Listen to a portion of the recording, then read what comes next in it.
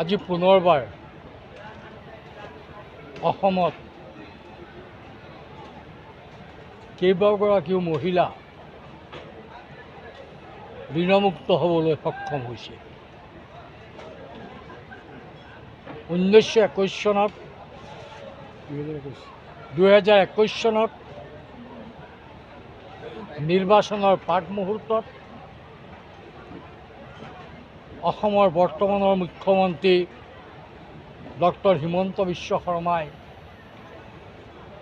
ৰাজহুৱাভাৱে ঘোষণা কৰিছিল, মহিলাসকলক উৎসাহ দিয়াৰ উদ্দেশ্যে মহিলা সবলীকৰণৰ স্বাৰ্থত ঋণগ্ৰস্ত মহিলাসকলৰ ঋণমুক্ত কৰিবৰ কাৰণে আমি যদি চৰকাৰত আহোঁ আমি ব্যৱস্থা গ্ৰহণ কৰিম। চৰকাৰ আহিল,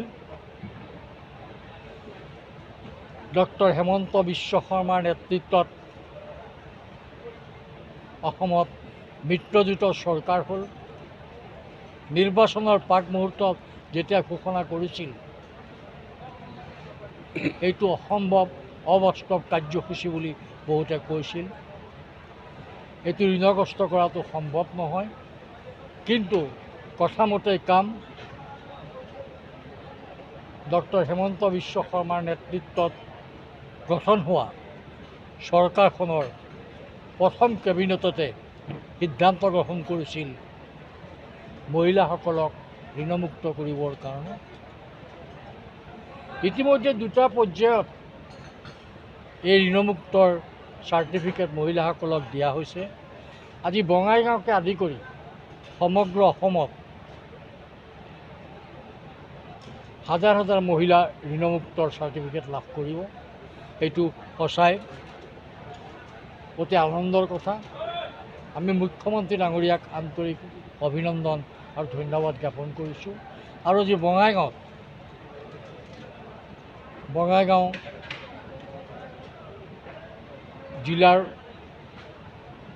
উদ্যোগত অনুষ্ঠিত হোৱাত স্থানীয় বিধায়ক ফণীভূষণ চৌধুৰী ডাঙৰীয়া সহ আন বিষয়াসকলৰ উপস্থিতিত আমি আজি 2400গৰাকীতকৈ অধিক মহিলাক আজি আমি ঋণমুক্তৰ চাৰ্টিফিকেট দিবলৈ সক্ষম হ'লোঁ। আৰু ইয়াৰ কাৰণে ৰাজ্য চৰকাৰৰ 56 লাখতকৈও অধিক টকা কেৱল বঙাইগাঁও জিলাতে আজি খৰচ হৈছে।